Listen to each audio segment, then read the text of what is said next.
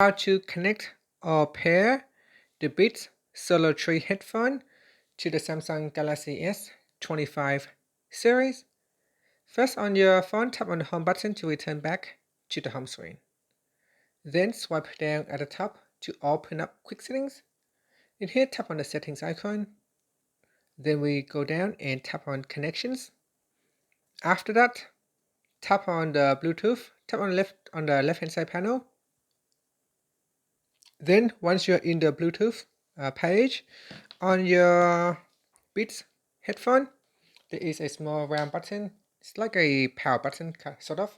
So you want to press and hold onto that button until the light start flashing.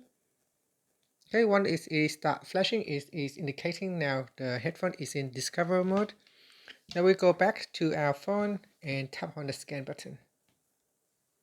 Okay, so now it is showing up in the available devices. So tap on that to start pairing.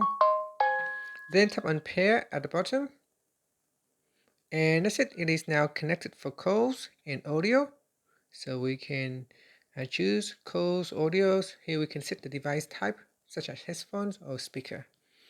Alright, so now it is available for you to use to listen to music, watch YouTube videos, and so on.